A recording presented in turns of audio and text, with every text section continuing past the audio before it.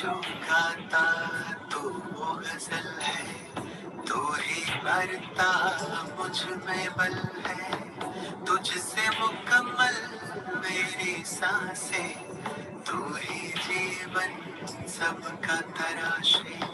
दिल जो गाता तो वो गजल है, तू ही भरता मुझ में बल है, तुझसे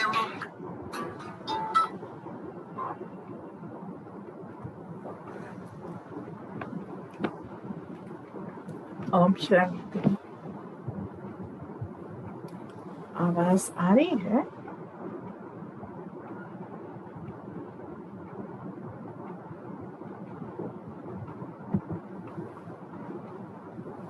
आ रही है आवाज?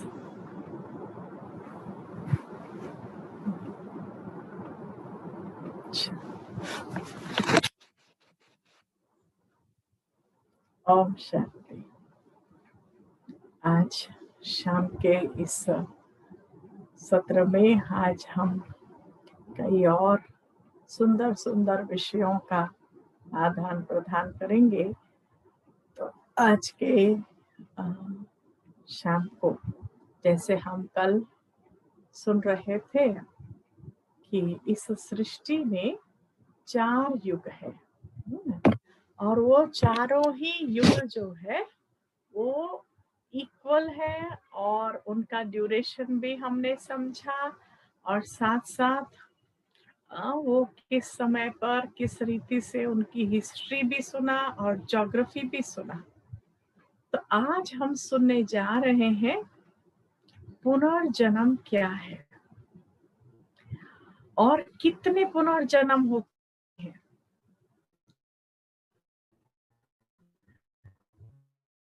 मैक्सिमम कितने होते हैं और मिनिमम कितने होते हैं और सबके पीछे आधा होता है कहता है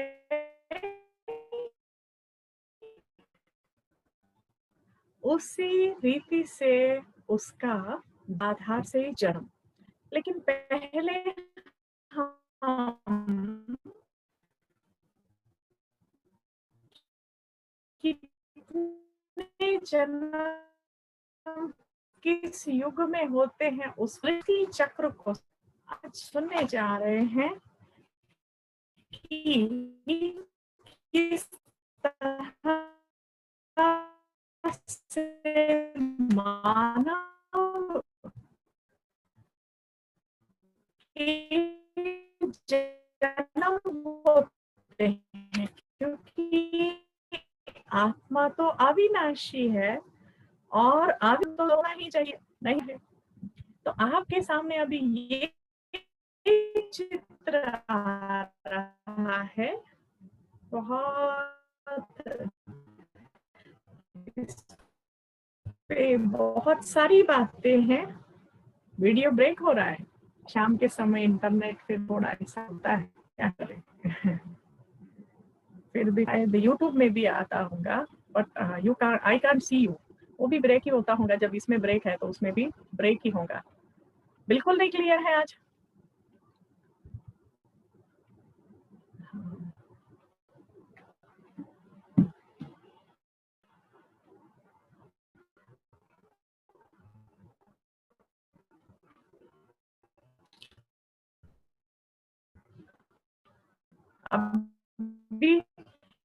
अभी भी ऐसा ही है, हो जाएगा। ये सब इंटरनेट पर है। हमारा यहाँ अपना तो सब ठीक है।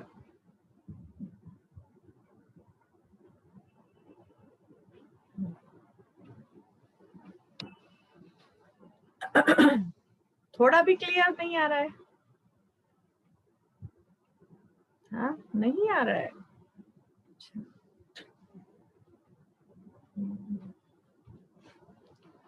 देखते होगा। अब भी आ रहा है, थोड़ा नजदीक रखने से अभी क्लियर है। अच्छा चलिए, क्लियर है,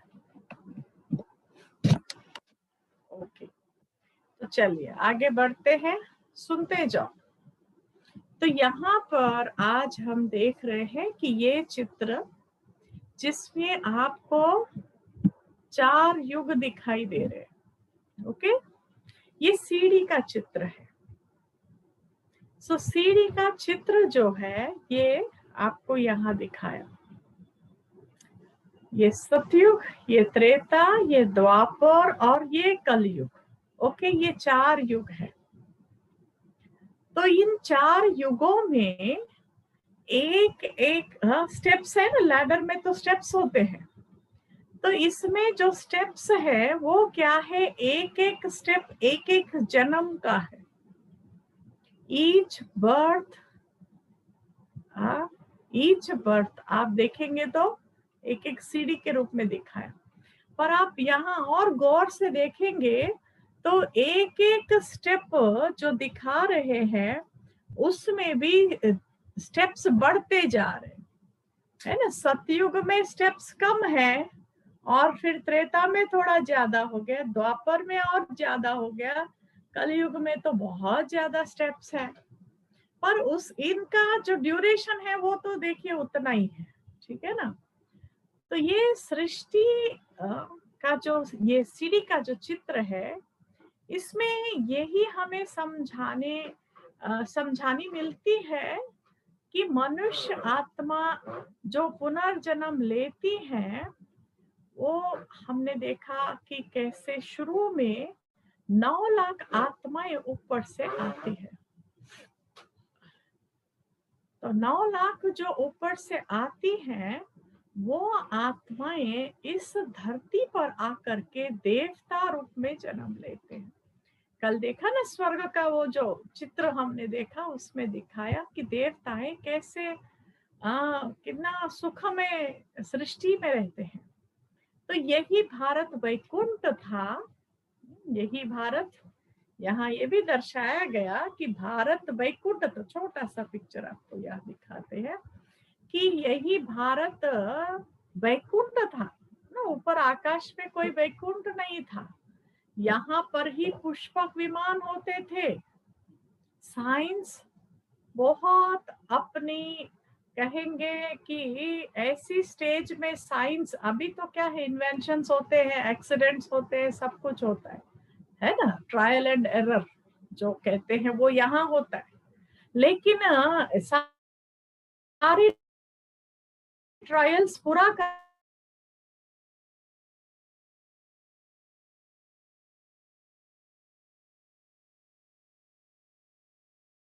गोल्डन एज के लिए ही चल रहे हैं। हाँ, तो वहाँ गोल्डन एज की जो एक मिनट,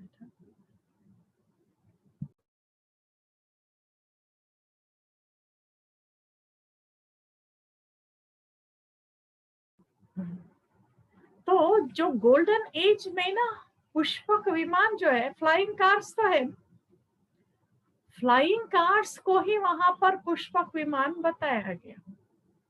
तो पुष्पक विमान होंगे गोल्डन एज में, और वो भी एक्सीडेंट प्रूफ होंगे। तो एक्सीडेंट प्रूफ माना वहां पर सब कुछ, क्योंकि आप थोड़ा अपने विवेक से सोचे तो भी आपको पता लगेगा। देखिए वहां पर कोई भी इतनी ब्यूटीफुल नेचर होगी कि हर एक जो है पहाड़ भी एक फ्लावर के रूप में होगा, या कोई पंछी के रूप में। या भी हम देखते ना कहाँ कहाँ कोई ऐसे हिल टॉप होगा तो वो देखे तो एकदम एक बर्ड दिखाई देता है, कोई ऐसा सुंदर कुछ ना कुछ होगा। तो गोल्डन एज की जो नेचर होंगी ना वो बहुत बहुत सुंदर होगी। और ऐसी सुंदर सृष्टि को, ऐसी सुंदर प्रकृति को वो डिस्टर्ब नहीं करेंगे। हाँ, रोड्स एंड बिल्डिंग्स वाला कोई वहां पर डिपार्टमेंट नहीं होगा जो सारा ही टाइम पहाड़ काटते जाओ और रोड बनाते जाओ। तो वहां पर रोड नहीं होंगी। रोड्स कब से है, ये अभी देखो NH1 NH2 NH3 ये सारे बने। तो आपके बचपन में भी कितने रोड थे बताइए। हाँ, तो रोड नहीं थे माना गाड़ियां भी नहीं थी ना। तो गोल्डन एज में रोड होते ही नहीं है, वंडरफुल बात है। वहां पर होते हैं पुष्पक विमान, they don't disturb the nature. तो आराम से यहाँ बैठेंगे, इस घर से उस घर में उतर जाएंगे। तो इस तरह से स्कूल में बच्चे जाएंगे, वो भी पुष्पक विमान में ही जाएंगे। उनकी जो विद्यालय होती है देवताओं की, तो वो भी उस पुष्पक विमान में ही जाएंगे। और वो पुष्पक विमान भी सिंगल सीटर होंगी, डबल सीटर होंगी, फैमिली वाली होंगी, सब बहुत सुंदर। सारी महल के बाहर, गोल्डन पैलेस के बाहर ये सारी पार्क की हुई होगी सारी। और इतने क्योंकि इतने इजी होंगे वो, इतने रिफाइन होंगे। जो रिफाइन होता है ना वो इजी होता है। जब एक आप देखेंगे पहला पहला जो एरोप्लेन बना वो कितना कॉम्प्लिकेटेड और कितना डरावना, कोई उसमें बैठने को भी डर जाए। डेफिनेटली जो एक्सपेरिमेंट में है, कहते हैं अभी भाई एक्सपेरिमेंट में, don't take it as complete. तो ऐसे सब एक्सपेरिमेंट्स चल रहे हैं। आप देखेंगे कभी पायलट के कमरे में आप गए हो तो कितने सारे दिमाग घूम जाए, कितने सारी चीजें होती है हैंडल करने की। ऑटो पायलट कहते हैं, कहाँ ये होता है, कहाँ वो होता है, बहुत सारी चीजें हमने देखा है। तो बहुत सारी चीजें वो समझा भी रहे थे, लेकिन it was not easy to remember. तो कितना ध्यान देना पड़ता है यहाँ एक फ्लाइट चलाने के लिए। लेकिन में बहुत सिंबल होगा, ऑन ऑफ, बस राइट एंड लेफ्ट, इतना ही सिंपल, 2-3 स्विच होंगी बस। तो कोई छोटा बच्चा भी चलाए, चला सकता है, और एक्सीडेंट प्रूफ होंगे। तो क्यों ये सुना रहे हैं? क्योंकि यहाँ की दुनिया और वहां की दुनिया में आप फर्क समझेंगे। यहाँ समझते हैं न्यू फैशन, हम new generation, this are old generation. 5000 वर्ष की इस सृष्टि की लास्ट जनरेशन है ये, अब की जो जनरेशन है ये ओल्ड जनरेशन है। न्यू जनरेशन है गोल्डन एज, न्यू फैशन है golden age, that is the future. ये तो सब outdated, outdated behaviour, outdated thinking, outdated natures, outdated personalities, जिसमें ना खुद खुश है ना कोई और उनसे खुश है। तो ये आउटडेटेड है। Golden as is new, newness है पूरा, उसमें नयापन है, नई सृष्टि है। तो ये जो नई सृष्टि होगी ना, इसमें कोई पुरानी चीज नहीं होगी। आज कहने में तो कहते हैं नई दिल्ली है, लेकिन नई दिल्ली में फिर पुराना कुतुब मीनार क्यों है, लाल किला क्यों है पुराने? तो पुराने सब कुछ है माना, ये पुरानी दिल्ली है ना। लेकिन गोल्डन एज क्या है? वो है नई दुनिया।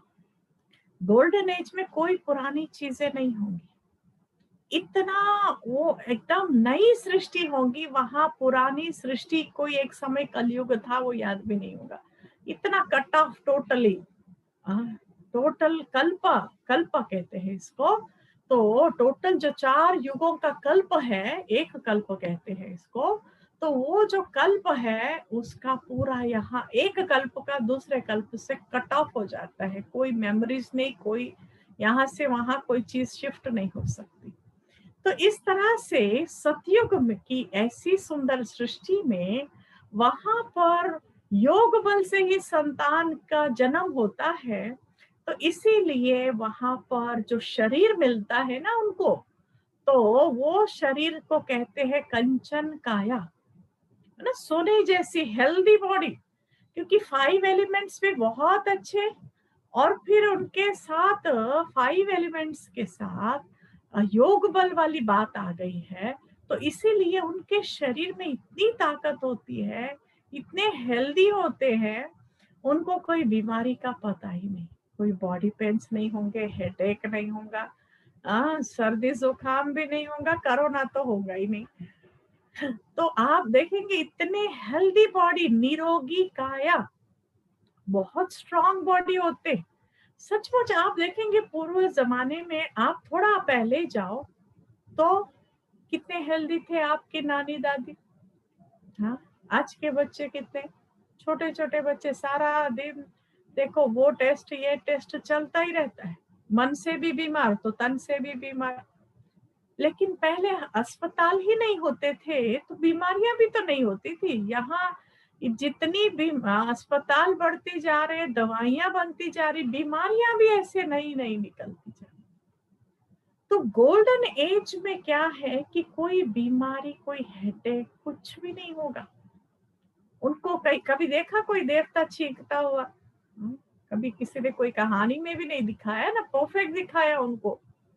और उसके बाद भी आप देखेंगे, मान लीजिए 500 वर्ष पहले भी आप देखें तो कैसे घोड़ों पे वो चलते थे। हाँ, कहाँ भी ट्रैवल करना है या तो घोड़ा गाड़ी या नहीं तो घोड़ों पे बैठते थे। तो घोड़ा तो देखो कंटिन्यू जंप करता है, it is all the time. क्या है, journey is only jumping journey.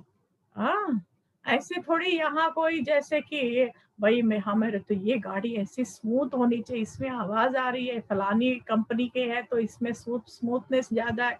यहाँ तो कितना देखते कहते स्लिप डिस्क हो जाएगा गाड़ी में, थोड़ा भी ऊपर नीचे होगा। लेकिन आप देखिए जो घोड़ों पर जाते थे राजा लोग, कंटिन्यू जंपिंग ना, युद्ध भी कर जंप उसी पे बैठ करके।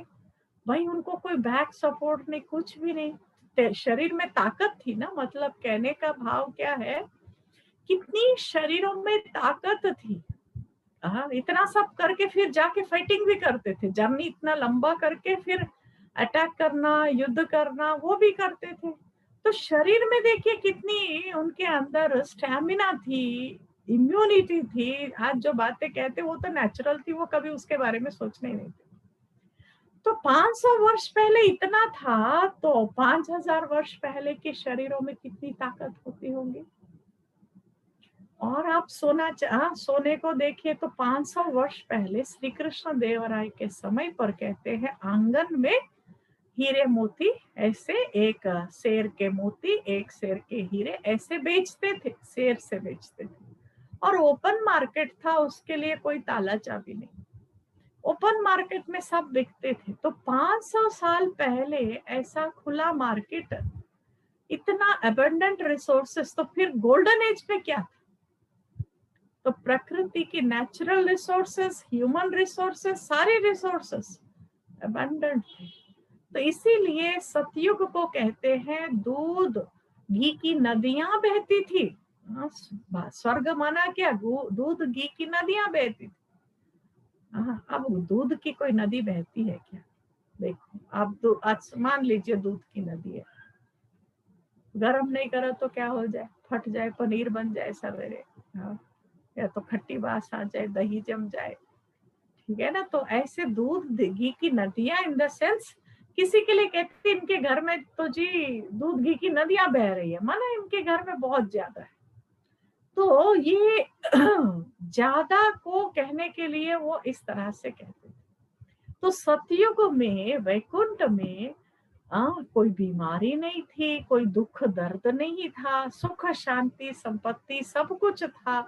और एक दूसरे को बहुत सुख देते थे। हर एक को ये रहता है मैं इसको क्या दूं, देवता माना देने वाले। आज क्या है, इससे मैं क्या लूं, ये आया सामने, इससे क्या काम ले सकता हूँ, इसके साथ मेरे को क्या मिलेगा। तो नहीं, कुछ फायदा नहीं है तो उसका मुंह नहीं देखेंगे। तो यहाँ तो अर्थ का हो,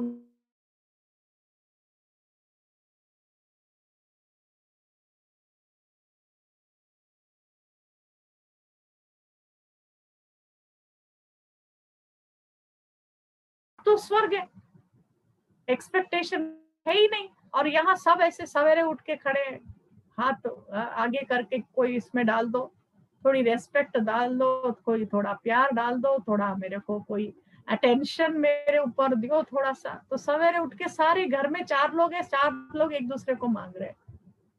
अब कौन डाले कौन इसमें, सभी हाथ फैला के मांगने वाले ही हो गए।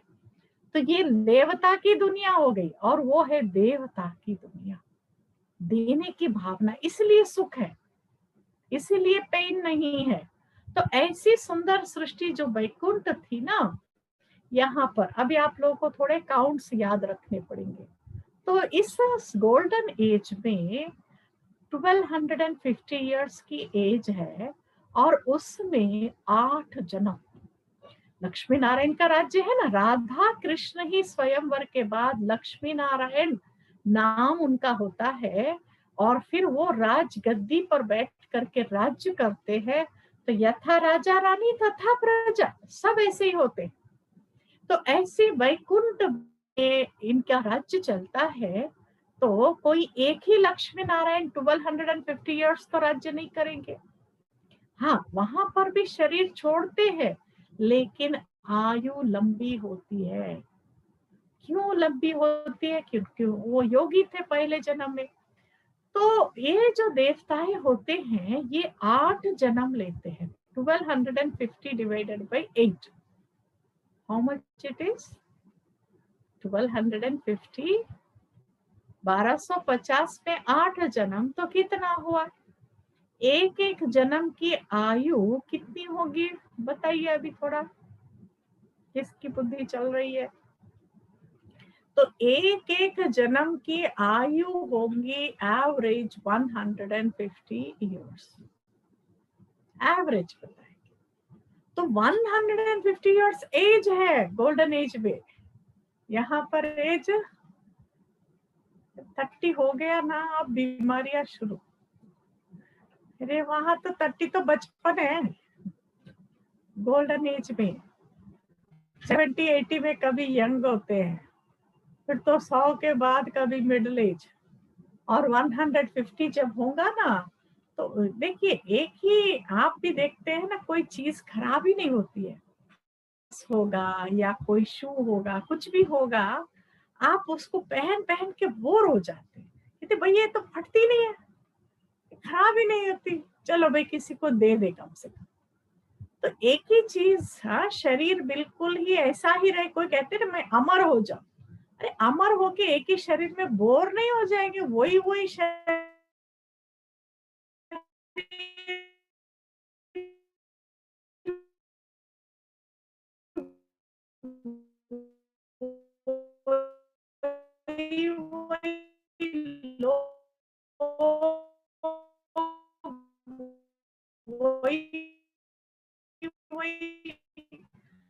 there should be some change all the time, है ना?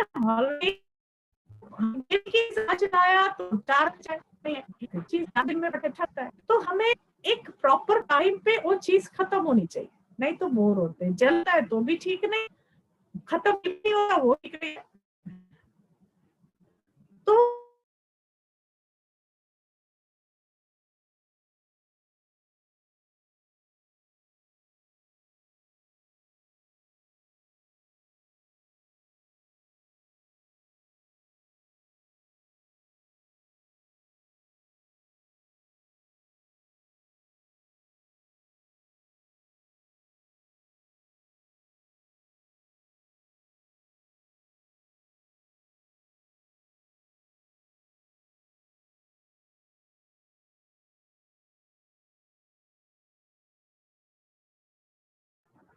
सभी कनेक्ट।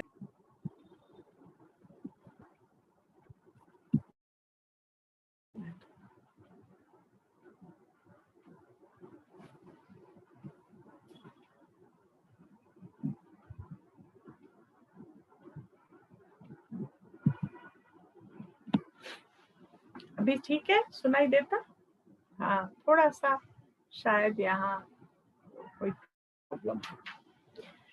तो गोल्डन एज की जब बात हम सुन रहे थे, तो 150 ईयर्स में क्या होगा ना, उनको महसूस होगा कि जैसे अभी मुझे ये पुराना छोड़ना है, ये शरीर, फिर से मुझे जाके छोटा बच्चा बनना है।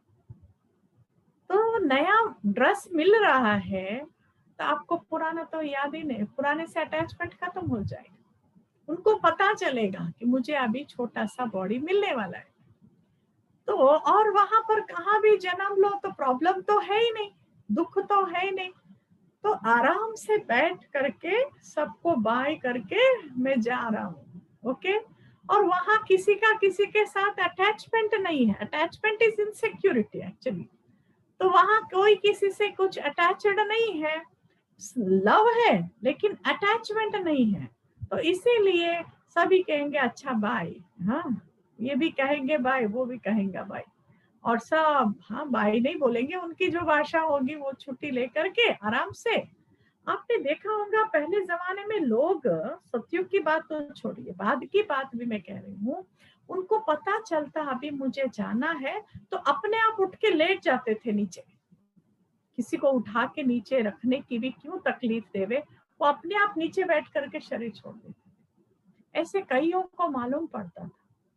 तो सतयुग में तो और कितनी डिवाइन आत्माएं हैं, कितनी प्योर आत्माएं हैं, तो इसीलिए उनको भी पता चलता था कि मुझे अभी शरीर छोड़ना है। और तो वहां पर खुशी खुशी से शरीर छोड़ते हैं और दूसरा ले लेते हैं। और वहां भाषा भी कोई वो फलाना मर गया ये नहीं बोलेंगे, एक्सपायर्ड, अरे ये लैंग्वेज नहीं होगी, बोलेंगे उन्होंने शरीर बदल लिया, शरीर छोड़ दिया, नया ले लिया। तो जैसे कोई एक ड्रेस छोड़ करके दूसरा लेता है, इतना ही इजी सब कुछ वहां पर कारोबार होगा। इसीलिए उसको अमर लोक कहते हैं, अमर लोक। हाँ अमरनाथ कहते हैं ना परमात्मा को, तो वो अमरनाथ परमात्मा की बनाई हुई ये सृष्टि अमर लोक है। यहाँ पर मृत्यु का नाम नहीं होगा, कोई मृत्यु शब्द ही नहीं होगा। बस सहज बैठे बैठे शरीर छोड़ेंगे, नया लेंगे, नए की खुशी में पुराने से अटैचमेंट ही नहीं होगा। तो इतना इजी होता है। तो ये गोल्डन एज में 8 जन्म हो गए, 150 इयर्स एज हो गई, और फिर इनके अंदर क्वालिटीज जो सेलेस्टियल्स कहते हैं, कलाएं कहते हैं, वो थी टोटल 1250 वर्ष, सॉरी 16 है ना, 16 सेलेस्टियल्स। 16 माना कोई 16 नहीं है, जैसे कोई बात कहते हैं ना 16 आना सच है ना 100%। तो जैसे कहते हैं ना आज चांद जो है 16 कला संपूर्ण है, तो 16 कला संपूर्ण माना complete.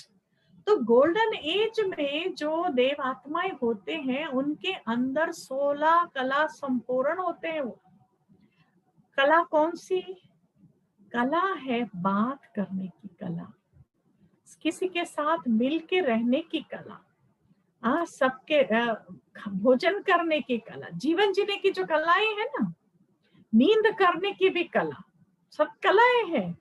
Life is an art, इसलिए तो कहा हर कर्म उसमें एक आर्ट है।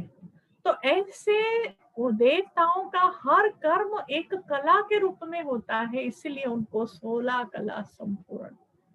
मृत्यु भी एक कला उनके लिए, बैठे बैठे शरीर छोड़ेंगे, दूसरा ले लेंगे। तो जो कर्म जिस विधि से होना चाहिए वो उस विधि से करते हैं।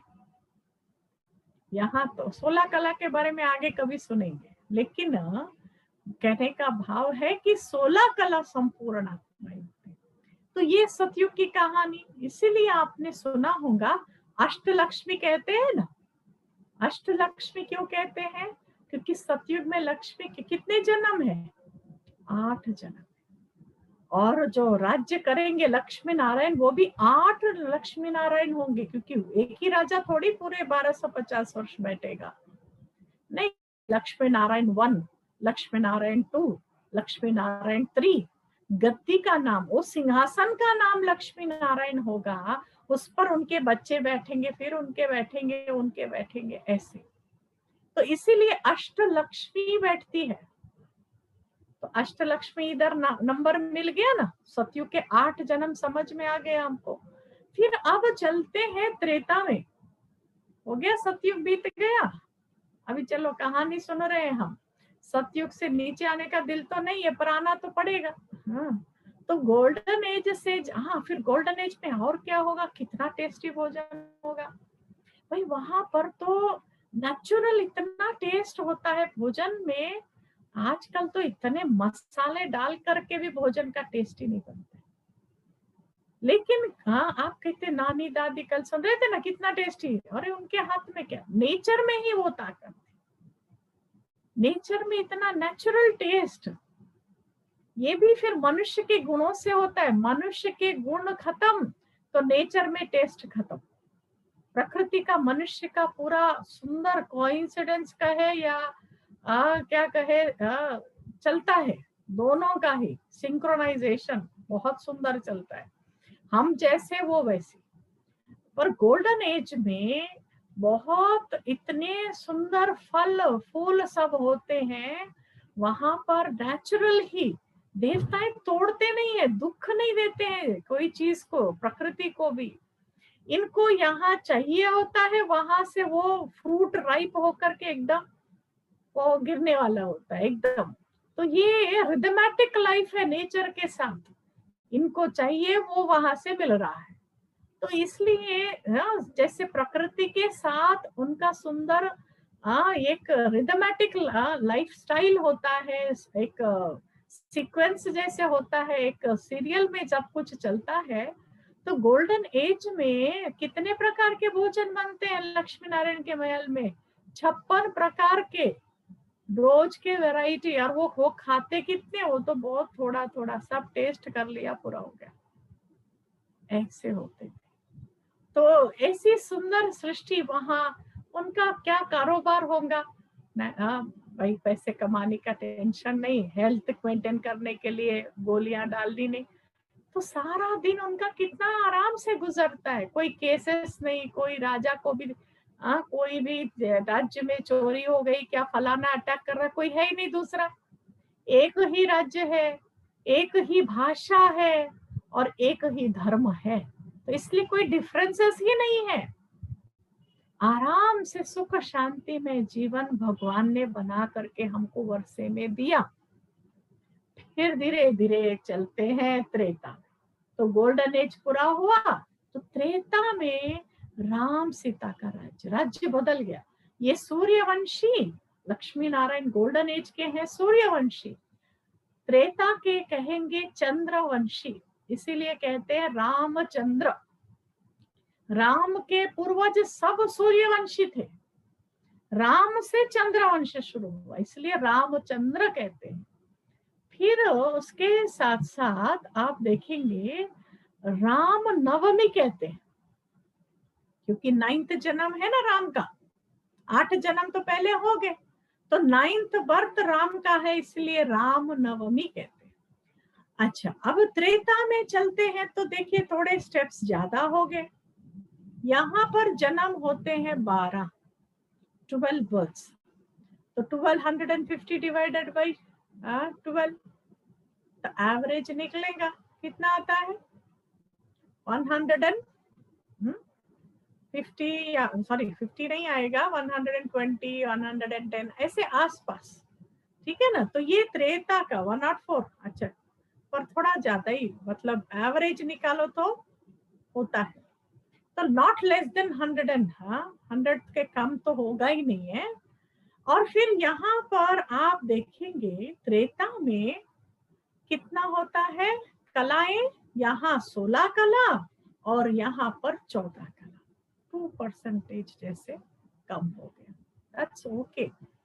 इतनी सारी कलाओं में जैसे सूर्य की देखो प्रकाश बहुत है, चंद्र की थोड़ी सी कम है, चंद्र की कलाएं कम होती रहती है, सूर्य की नहीं होती है, तो इसलिए 16 कला वहां पर त्रेता में फिर कलाएं कम होती जाएंगी। तो इस तरह से यहाँ पर 12, राम सीता कितने 12, राम सीता 1, राम सीता 2, तो यहाँ पर 12 जन्म है, तो 12 राम सीता। और यहाँ का पॉपुलेशन 9 लाख और यहाँ का पॉपुलेशन सिर्फ, यहाँ और एक राज समझने की है। देखिए भारत, कल हमने जो देखा civil war, atomic war and natural calamities से ये सारी पुरानी सृष्टि विनाश को पाती है, तो बहुत सारे देश जो है ना पानी में अंदर चले जाते हैं। आप देखेंगे बहुत सारे आइलैंड्स तो अभी उभरे हुए हैं, थोड़ा पहले ये सब नहीं थे। हाँ, सऊदी अरेबिया ये सब पानी में तो थे, समुद्र का ही तो था, समुद्र को सुखा सुखा के अभी भी जमीन बना रहे, तो ये समुद्र के अंदर की जगह ही है, तो समुद्र अपनी जगह वापस ले लेगा, देना भी चाहिए ना, उसका हिसाब है। तो जो समुद्र से निकले हुए देश है ना, मोस्टली समुद्र से निकले हुए देश है, पर भारत ऐसा नहीं है। भारत शुरू से ही है, अविनाशी खंड कहते हैं, भारत अविनाशी खंड। विनाश होता है तो भी भारत नहीं डूबता है। हाँ, भारत के ऊपर जो है वो सब जाएंगे, साफ सफाई हो जाएगा, लेकिन फिर इस भारत पर ही देवताओं का राज्य होगा। देवताएं फिर उतरेंगे तो इसी धरती पर। तो इसीलिए भारत की हिस्ट्री 5000 वर्ष की है, बाकी देशों की हिस्ट्री 2000 2500 इतना ही मिलेगा। तो ये जो भारत है ना, तो सिर्फ भारत ही था। लेकिन त्रेता लास्ट तक थोड़े और जैसे देश आज हम कहते हैं वो फलाना वो देश है, हाँ अफगानिस्तान है या फिर कजाकिस्तान, ये सब जो भी, पर एक समय था तो एक ही सारा कुछ। तो जब एक ही था तो माना धरती बढ़ रही है, पानी से ऊपर आ रहा है। देखो ये भी साइंस है, मैं लास्ट में याद दिलाना इसको, ग्लोबल वार्मिंग को भी हम लेंगे लास्ट में, याद दिलाना। तो ये जो पानी जैसे कम होता जाता है तो धरती बाहर आती रहती है, पॉपुलेशन बढ़ता जाता है। कितनी सुंदर सीक्वेंस है देखिए, जब लोग कम है धरती कम है, आत्माएं ऊपर ज्यादा है, ठीक है। जब आत्माएं ऊपर से ज्यादा आती हैं तो पानी कम होता है, धरती बढ़ता है, तो लोग रहने को जगह मिलती है। सुंदर सीक्वेंस में देखिए चलता है सृष्टि पूरा है। तो यहाँ त्रेता के लास्ट तक और थोड़े देश भी निकल के आते हैं, लेकिन वो भी नाम अभी नहीं हुआ, उनका सेपरेशन नहीं हुआ, ये एक कंट्री है ये कंट्री है, ये सब मिलके एक है, बना भारत ही कहते हैं। फिर बाद में जैसे द्वापर आता है ना, तो यहाँ से देखिए पाकिस्तान भी तो भारत था ना पहले, तो ऐसे देखेंगे तो उसके आसपास का सारा जमीन भी तो भारत ही होता होगा। तो यहाँ द्वापर में क्या हुआ, ये देव आत्मा इतनी पवित्र, इतनी श्रेष्ठ, इतनी शुद्ध आत्माएं, जैसे क्रिश्चियनिटी में कहते हैं ना, Adam and Eve ate forbidden fruit. Forbidden fruit, what is forbidden? ये शरीर पेरिशेबल है, इस शरीर का आनंद लेना, लस्ट है, काम विकार है, जैसे इसके इन्फ्लुएंस में आ गए तो सारी प्रकृति हिल जाती है, तब से नेचर का वो संतुलन बिगड़ जाता है। तो इस कारण से आज जो प्रकृति जो है ना, वो संतुलन वाला नहीं है। तो ये द्वापर से क्या होता है, वो जो स्वर्ग के सुख साधन सब थे वहां कट ऑफ हो गया, एक छोटा विनाश हो जाता है यहाँ पर, जो वहां की हिस्ट्री से कट ऑफ होकर के साधारण देवता नहीं कहेंगे, जैसे कल सुन रहे थे ना हिंदू हिंदू करके, तो पूज्य देवात्माएं थे, यहाँ से पुजारी बन गए। यहाँ पॉपुलेशन कितनी, 33 करोड़ कल सुना। तो ये सभी 33 करोड़ देव आत्माएं जब गिरावट में आ जाती है, कि हमेशा तो देवता जैसे नहीं रहेंगे ना, एनर्जी लेवल्स तो कम होंगी, तो जैसे देवताएं द्वापर में साधारण बनते हैं, तो फिर वो हिंदू अपने को कह करके, आप देखिए परमात्मा शिव ने उनको इतना उच्च देवता बनाया। तो वो जब दुख में, क्योंकि जैसे विकार आए तो जरूर दुख आएगा, तो दुख में सिमरन सब करे, सुख में करे ना कोई। सतयुग में कौन किसकी पूजा करेगा? क्या चाहिए? कुछ भी तो नहीं, हेल्थ वेल्थ हैप्पीनेस सब कुछ है, कोई प्रॉब्लम ही नहीं है, क्या चाहिए भगवान से? तो इसीलिए और कोई देवताओं की कौन किसकी पूजा करे, सभी पूज्य है। किसको मंदिर में बिठा के पूजा करेंगे? चैतन्य में देवताएं घूम रहे हैं, तो मंदिर में कौन बिठाएंगे उनको ले जाके? तो इसीलिए यहाँ सभी पूज्य हैं, यहाँ से पुजारी शुरू हो गए। पुजारी माना वो एक मंदिर का पुजारी नहीं, सब पूजा करने वाले सब पुजारी। तो यहाँ से सभी 33 करोड़ देव आत्माएं सब पुजारी पने में आ गए। तो सबसे पहले वो पूजा करेंगे तो किसकी करेंगे? परमात्मा शिव की करेंगे। क्यों? क्योंकि उस परमात्मा शिव ने उनको देवता बना के स्वर्ग दिया था, तो वो उनको पहले पहले शिव की पूजा करने का दिल होगा, फिर उस भगवान को पुकारने का दिल होगा, हे भगवान हमको फिर से ऐसा बनाओ, फिर से ऐसा श्रेष्ठ बनाओ। तो इसीलिए आप देखते हो पुराने जो मंदिर होते हैं ना, वो शिव जी के ही होते हैं। ठीक बात है ना? पुराना कहाँ गिरा, एकदम ऐसा इतना पुराना मंदिर गिरने को भी तैयार है। ऐसे मंदिर में आप देखेंगे अंदर शिवलिंग ही होता है। और ज्यादा में ज्यादा मंदिर किसके हैं आप काउंट करो तो कौन से देवता के भी इतने मंदिर नहीं होते हैं, शिव के मंदिर ही सबसे ज्यादा। क्योंकि 33 करोड़ देवता हैं, जब मंदिर बनाएंगे तो शिव के मंदिर बनाएंगे ना। और उस समय की पूजा एक की करते थे, शुरू में करे तो एक शिव की ही करते थे। दूसरे तीसरे ये सब ये बाद में ये सुपरमार्केट जो बने ना अभी, हाँ मंदिर, सॉरी टू से, बट पहले ये शिव जी का मंदिर, ये राम का मंदिर, ये उसका मंदिर, ऐसा होता था। अभी एक मंदिर में सब मंदिर है। क्यों भाई? भगत इधर उधर नहीं जाना चाहिए। हमारे कस्टमर तो सोचते हैं कि ये फेस्टिवल भी इधर ही मनाए, ये फेस्टिवल भी इधर मनाए, लोग आएंगे। लेकिन यहाँ पर इसको कहते हैं एक शिव की अव्यभिचारी पूजा, उसमें ताकत थी। इतनी पूजा, इतनी भावना। सबसे पहले मंदिर बना तो सोमनाथ का मंदिर, आज का सोमनाथ नहीं, ये तो सरदार वल्लभ भाई पटेल ने बनाया। हाँ? पर जो ओरिजिनल सोमनाथ का मंदिर था, हिस्ट्री में आपने पढ़ा होगा, मोहम्मद गजनवी ने 17 टाइम्स अटैक करके ऊंट भर भर के सोना हीरा सब लेकर के, एक मंदिर से उसको इतना मिला। आखिर वो तो मर गया, मंदिर लूट के वो थोड़ी जिंदा रहेगा, उसको भी रास्ते में ही मार दिए, ऐसी कहानी में बताते हैं। लेकिन एक मंदिर से आप देखिए उनको कितना मिला, तो सारे भारत में कितना होगा, कितनी संपत्ति। तो मंदिर में जिस राजा ने मंदिर बनाया, कहते राजा विक्रमादित्य ने मंदिर बनाया द्वापर युग में। तो जब राजा ने मंदिर बनाया तो मंदिर में इतना सोना हीरा रखा, तो घर में तो और ज्यादा ही होगा उसके पास। हाँ, उसके घर में सबके पास बहुत होगा।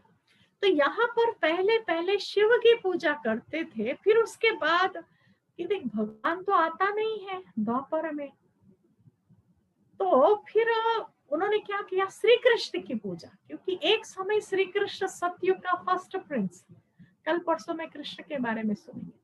तो Shri Krishna first Prince of the world, world Prince है, क्राउन प्रिंस है। तो ऐसे श्री कृष्ण जो राजा था, राजकुमार था, उसकी पूजा कर रहे। फिर उसके बाद लक्ष्मी नारायण, अरे वो तो राजा रानी थे एक समय पर, फिर वो पूजा, मतलब लक्ष्मी नारायण भी जन्म लेते लेते जैसे अपनी पूजा खुद कर रहे हैं, पूर्व जन्म की पूजा। फिर राम सीता की पूजा। तो आप देखेंगे पूजा में भगवान की पूजा कहाँ, देवताओं की पूजा। फिर देवताओं में भी, पर उस समय के भक्तों को फिर भी कहते थे ये राम का भगत है, ये कृष्ण का भगत है, शिव का भगत है, बोलते थे ना, पुराने भक्तों को ऐसे कहते थे। एक की करते थे, बड़ा स्नेह होता था उनको, कुछ भी नहीं चाहिए, देवता मिले ना मिले, हाँ मतलब कुछ नहीं चाहिए, मुझे आप चाहिए बस, ऐसा था। और आजकल की भक्ति, मुझे आप नहीं चाहिए, मुझे मेरा, हाँ ये थोड़ा काम करा दो बस है मेरे, ये स्वार्थ की भक्ति हो गया। पर उस समय स्नेह की भक्ति होती थी। अच्छा, फिर यहाँ पर क्या होता है, भक्ति करना शुरू हुआ, मंदिर बनाना शुरू हुआ, पूजा करना शुरू हुआ। तो फिर और एक बात यहाँ पर क्या होता है ना, फिर किताबें, पुस्तक, पुराण, शास्त्र सब बनने शुरू होते हैं। क्यों? जब पर्सनालिटी में 100% डिविनिटी है तो उसके बारे में चर्चा नहीं, ठीक है ना। The thing which is abundant, उसके बारे में कोई बात नहीं करता है। जब कोई चीज की कमी होती है ना, तो तब उसके बारे में बात करते हैं, उसका डिपार्टमेंट बनता है और उसकी डिस्कशंस होती है, उसके बारे में सब पेपर प्रेजेंटेशन होता है, कॉन्फ्रेंस होता है, बहुत कुछ होता है। तो इसीलिए गोल्डन एज में कोई नॉलेज की शेयरिंग करता ही नहीं है। क्यों? Knowledge is as an embodiment, they are embodiment of knowledge, अलग से उसके बारे में बात करने की जरूरत नहीं है। विजडम तो उनके अंदर है ही है, कर्म में है, तो डिस्कशन में नहीं है। फिर बाद में कर्म में नहीं है, डिस्कशन में है।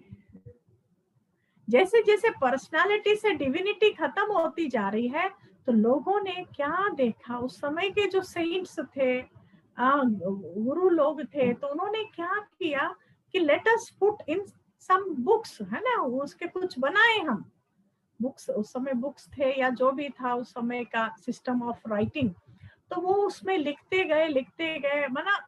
पर लिखने वाले कौन से पर्सनालिटी हैं? यहाँ 16 कला संपूर्ण, यहाँ 14 कला, और यहाँ पर 8 कला होती है। लिखने वाले हाफ पर्सनालिटी वाले, और जो लिखेंगे वो कंप्लीट पर्सनालिटी के बारे में कैसे लिख सकते? When I don't know what complete personality is, then how can I describe 100% personality कैसी होती है? तो इसीलिए उसको पढ़ करके कोई 100% पर्सनालिटी बना ही नहीं है। उसके रिजल्ट में और कलयुगी आया, क्योंकि लिखने वाले कंप्लीट नहीं है, ना पढ़ने वाले कंप्लीट है। तो यहाँ पर द्वापर से फिर क्या हुआ, कितने जन्म है? जन्म बढ़ते जाएंगे, क्योंकि योगी आत्मा जितनी पावरफुल है उसका लाइफ स्पैन ज्यादा होगा, जो कमजोर है उसकी लाइफ स्पैन थोड़ी होती है। तो कॉपर एज से लाइफ स्पैन क्या हो गया? कम हो गया। तो जैसे 1250 पे 21 बर्ड्स, अब इसको आप बताओ कितनी होंगी एवरेज एज? कितनी होंगी? करते रहो गिनती। फिर आगे बढ़ते हैं तो ये होंगी 80 समवेयर नियरिंग, तो ये होगी एवरेज एज। और यहाँ अकाले मृत्यु भी शुरू हो गई, बिफोर टाइम डेथ, कोई कभी भी मर सकता है। तो जैसे मृत्यु लोक हो गया ना, मृत्यु कभी भी कहां पर भी किसी के पास भी आ सकता है। मृत्यु का अपना बोलबाला, यहाँ ऐसा नहीं है।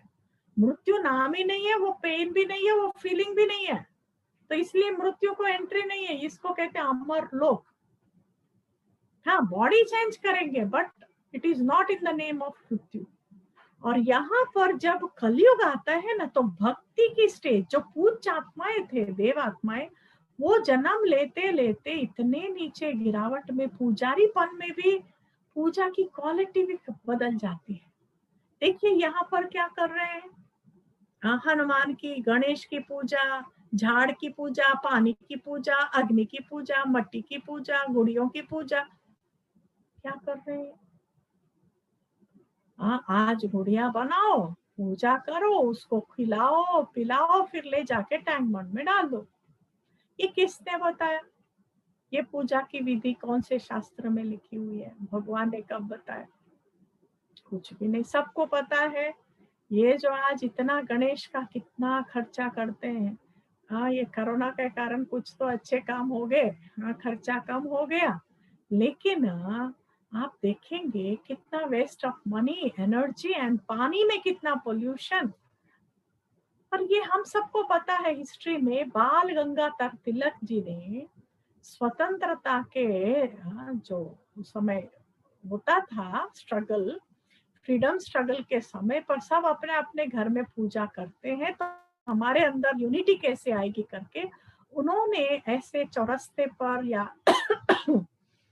ऐसे मोहल्ले में रख करके सब मिलके पूजा करेंगे, ऐसा उन्होंने शुरू किया। ये तो हमको पता है ना।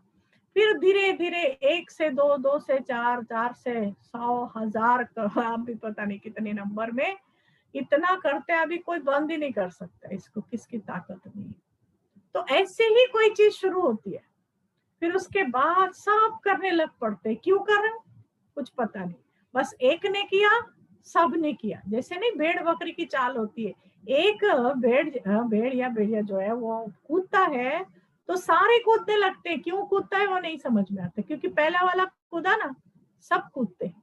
तो इसी प्रकार से ये पूजा पाठ भी ऐसे अंधविश्वास। अब आप सोचिए, तुलसी का होता है, भाई बहुत अच्छी चीज है हेल्थ के लिए, आज इतना उसका इम्पोर्टेंस समझ लिया सभी ने, इम्यूनिटी, उसका एलर्जीज खत्म करता है, इतना उसका शरीर के लिए वो बहुत काम की चीज है। बाकी मेरी यहाँ का प्रॉब्लम नहीं खत्म कर सकता, उसमें वो ताकत नहीं है। मेरा यहाँ का दुख नहीं समझ सकता, शरीर का दुख निकालेगा। तो ये चीजें हमको क्लियर समझना चाहिए, ये शरीर की बीमारी निकालने वाला है या मन की बीमारी निकालने वाला है। तो यहाँ फिर कलयुग में कितने जन्म होते हैं? कलयुग में आज का लेसन थोड़ा सा लेते हैं, बट आप कहते हो तो कंटिन्यू करेंगे क्योंकि इसके सीक्वेंस में ही वो सब है, इसीलिए और एक 5-10 मिनट। हाँ, इज दैट ओके? क्योंकि वीडियो तो ऑफ है अभी। हम तो फिर परमात्मा को के जैसे कोर्ट में कहते हैं ना, हे भगवान आपको हाजिर नाजिर जान, तो उसको ही आह्वान करके उसको ही बात कर रहे हैं, बाकी आप तो कौन है पता ही नहीं, सब वीडियो बंद है, तो इसीलिए हम और क्या कर सकते हैं। तो यहाँ से हाँ, कलयुग में कितने जन्म होते हैं? 42 जन्म, 42 जन्म। और फिर यहाँ पर कलाएं कितनी? 9 कला। आज मनुष्य में बात करने का तमीज नहीं, किसी से मिल के रहने का नहीं है कला, भोजन करने की कला नहीं, नींद करने की कला नहीं, कोई भी कला जो जीवन जीने की चीजें हैं ना, वो कुछ भी कलाएं नहीं, तो कलाहीन बन गए। तो इस तरह से अंधविश्वास बढ़ गया और कलाहीन, और जन्म देखे तो 42। अब एवरेज एज 30-40। अब आप पूछेंगे, अब कोई 80 भी है जी रहे हैं ना, कोई 90 भी जी रहे हैं, उसका क्या? एक जन्म में 80 होगा, दूसरे जन्म में कम हो जाएगा, डोंट वरी, पर ओवरऑल 42 जन्म तो लेना ही है। हाँ, कलयुग के बिगिनिंग से जो है उनको 42 लेना ही है। फिर यहाँ पर क्या होता है कलयुग के लास्ट में, जबकि सभी मनुष्य फिटअप हो गए, इतने गंदे बन गए, कहाँ देवता थे और आज आसुरी बन गए, ऐसे ऐसे भ्रष्टाचारी कर्म करते हैं, सभी बैठ करके शांति के लिए मीटिंग करते हैं, सत्संग करते हैं, हम शांति लाएंगे, पीस प्राइज भी दे रहे हैं, पीस हुआ ही नहीं लेकिन पीस प्राइज बांटते हैं। तो ऐसे सभी पीस कर रहे हैं, लेकिन पीस क्या है? खुद कोई पीस नहीं है तो दुनिया में कैसे पीस लाएंगे? तो ऐसे समय पर शांति स्थापन करने फिर से परम पिता परमात्मा परम धाम से इस धरती पर अवतरित होते हैं, प्रजापिता ब्रह्मा के तन में प्रवेश होकर के फिर से ज्ञान और योग की शिक्षा देते हैं। तो जब परमात्मा आकर के ज्ञान योग की शिक्षा देते हैं, तो उस समय जो यहाँ की आत्माएं हैं ना, वो फट से भगवान को पहचान के उनके बन जाते हैं और उनके ज्ञान और योग की शिक्षा से अपने को पुनः देवता मिसल बनाने लग पड़ते हैं। तो ये है संगम युग। कल जो देखा ना, छोटा सा युग आता है सतयुग के पहले, कलयुग के अंत में, तो ये संगम युग में एक जन्म होता है। एक जन्म माना ये नहीं कि कोई मर के पैदा होते हैं, नो, भगवान को पहचान के टोटल जो ट्रांसफॉर्मेशन आता है उनका, that transformation is counted as new birth. तो ये यहाँ पर नया जन्म होता है। तो ये देव आत्माएं जब सतयुग के लिए जितनी चाहिए, 33 करोड़ तो टोटल चाहिए, परंतु पावरफुल तो 9 लाख चाहिए, क्योंकि नई दुनिया को शुरू करने के लिए 9 लाख तो चाहिए ही चाहिए। तो ऐसे जब बन जाते हैं, जब तैयार है, तो ये कलयुगी सृष्टि का यहाँ पर आप देख रहे हो प्रकृति के प्रकोप, atomic war and natural calamities, इन तीनों विधियों से ये पुरानी सृष्टि खत्म होती है। कलयुग की सृष्टि, सभी आत्माएं वापस परम धाम चली जाएंगी और फिर ये जो देवता जिन्होंने अपने को देवता बनाया पुरुषार्थ करके, वो फिर देवता बनके उतरेंगे इस धरती पर। इस तरह से फिर से नई सृष्टि, लक्ष्मी नारायण की सृष्टि इस धरती पर आने वाली। एक समय पर यहाँ पर उनका ही राज्य था, हाँ, सोनिया गांधी का नहीं, मोदी का नहीं, एक समय यहाँ लक्ष्मी नारायण बैठे थे, इसी यमुना किनारे पर। एड्रेस भी बताते हैं ना कृष्ण का, यमुना के किनारे पर उनका सिंहासन था, गद्दी थी, वहां से सारा भारत का, ये साउथ तो अभी अभी है ना, ये तो हमको भी पता है हैदराबाद की हिस्ट्री कितना है ये सब। तो मुख्य तो भारत यमुना के किनारे ही था, पैराडाइज था, हेवन था, स्वर्ग था, वैकुंठ था।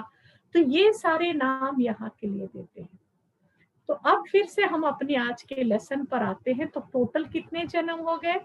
यहाँ 1 जन्म, यहाँ 8 और यहाँ 12, तो इट कम्स टू 21। तो परमात्मा आकर के 21 जन्म का सुख देता है, सुख शांति संपत्ति। फिर यहाँ पर 21, यहाँ पर 60, यहाँ पर 21, यहाँ पर 42, 63 बर्ड्स द्वापर कलयुग में। देखिए ये 2 युगों में कितने और ये 2 युगों में कितने जन्म। जन्म कम सुख ज्यादा, जन्म ज्यादा सुख कम। तो यहाँ पर दुख शांति इतना बढ़ गया। दुख धाम इसको कहते, इसको कहते सुख धाम। तो सुख धाम से हम उतरते उतरते दुख धाम में आ गए। ऐसे नहीं कि सभी फिर सुख धाम में आएंगे, नहीं, जो सतयुग में पहले पहले आएंगे ना उनके ही ये 63 एंड 21 मिला करके 84। तो इसीलिए मनुष्य के जन्म 84 होते हैं कंप्लीट, और सभी के नहीं होते हैं 84 जन्म। थोड़ा भी कोई लेट आएगा ना उसका 81 होगा, और थोड़ा लेट 80, और थोड़ा लेट फिर 70, और कलयुग में ही आया होगा कोई सीधा तो उसके होंगे 40, और उसका फिर और 20। मिनिमम 1 बर्थ होता ही है। तो इस तरह से कोई हमेशा ऊपर बैठा नहीं रहता। मोक्ष नहीं है, मुक्ति है। जाएंगे, थोड़ा रेस्ट करेंगे, फिर आ जाएंगे अपना पाठ जब होगा। तो हर एक को अपना पाठ फिर से बजाने के लिए आना ही पड़ेगा। तो इस प्रकार से ये 84 जन्मों की कहानी बहुत डिटेल है। मैंने कहा ना ये लेसन थोड़ा सा लंबा भी होता है और अभी भी मैंने कंप्लीट नहीं किया। मनुष्य मनुष्य ही बनता है या जानवर बनता है? हाँ, मैं सार में बताती हूँ, इसकी डिटेल बहुत है, लेकिन मनुष्य मनुष्य ही बनता है, डोंट वरी। हाँ, क्यों? क्योंकि आपने देखा होगा जैसे आम का बीज डालो तो आम का पेड़ ही निकलेगा, ऐसे ही मनुष्य आत्मा शरीर छोड़ती है तो मनुष्य शरीर में ही प्रवेश करती है। वो मनुष्य शरीर को ही चलाने की उसको आदत है। जैसे आप किसी को वो कार चलाने वाले को एकदम स्कूटर दे दो या फिर कुछ और दे दो, वो बेचारा नहीं चला पाएगा ना। तो ऐसे मनुष्य शरीर ही चलाने की आदत मनुष्य आत्मा को होती है। वो जानवर आदि नहीं बनते, उनकी सेक्शन अलग है, मनुष्य की सेक्शन अलग है। इसीलिए कईयों को पूर्व जन्म याद आता है। तो उस समय देखा कि आजकल तो हिप्नोटिक रिग्रेशंस के द्वारा पूर्व जन्म में लेकर के जाते हैं। कई ऐसे ट्रीटमेंट्स, मेडिकल ट्रीटमेंट्स निकले हैं, पूर्व जन्म में ले जाके उनको सारा पूछते हैं। तो वो भाषाएं भिन्न भिन्न बताएंगे, लेकिन मनुष्य रूप में ही वो अपनी सारी बातें बताते हैं कि वो मनुष्य जन्म में ही थे। तो किसी ने ये नहीं बताया कि मैं पूर्व जन्म में शेर था या बिल्ली था, ऐसा कोई ने नहीं बताया। हाँ, कई घर में बड़े भी शरीर छोड़ते हैं, फिर छोटा बच्चा आता है तो कहते हैं दादाजी फिर आ गया, देखा इसका ऐसा ही चलता है, ऐसा ही बोलता है। कभी ये नहीं बोलेगा बता रहे दादाजी का तो मनुष्य जन्म एक ही बार होता, तो जरूर नेक्स्ट कुत्ता बिल्ली कुछ तो अलग ही बनना है। तो कभी ये नहीं कहेंगे पता नहीं हमारे दादाजी कौन से जंगल में क्या बने हैं, कभी नहीं कहते। फिर मनुष्य ही बन करके फिर उन्हीं संबंधों में आते, क्योंकि कर्म का कहानी बड़ी हुई है, इसको हम फिर आगे लेंगे। तो इस प्रकार से मनुष्य मनुष्य ही बनते हैं। हाँ, अच्छा, पाप करते तो भी मनुष्य बनते? हाँ, पाप करते तो भी मनुष्य ही बनते, क्योंकि मनुष्य जन्म में इतना टेंशन है, सजा इतनी है, जानवर बनने की जरूरत ही नहीं है। जानवर बहुत आराम से है, वो मस्त खाते मस्त सोते हैं, उनको नया स्लीपिंग पिल लेने की जरूरत नहीं।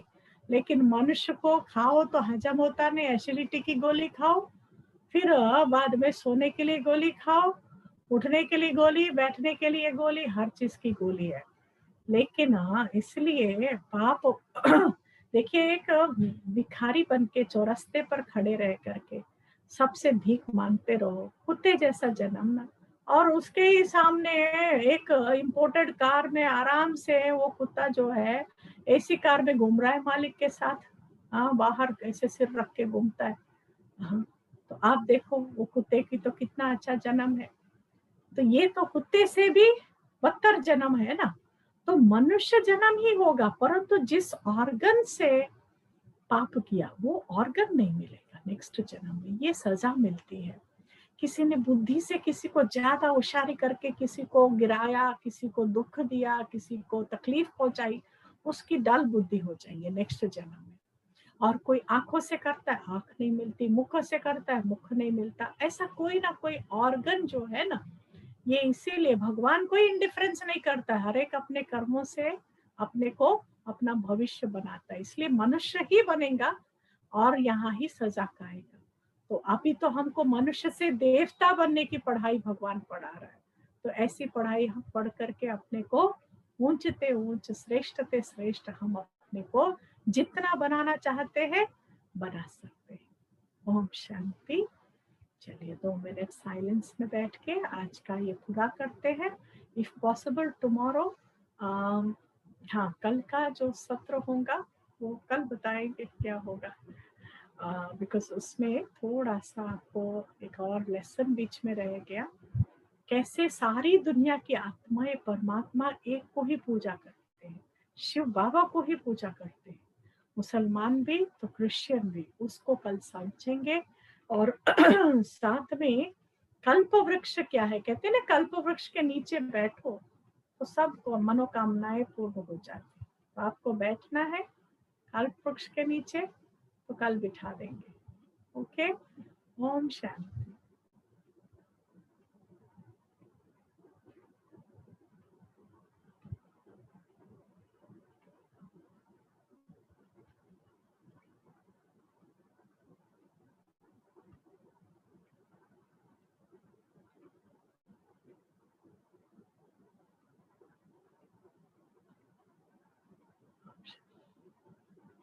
Good night. See you tomorrow at 7.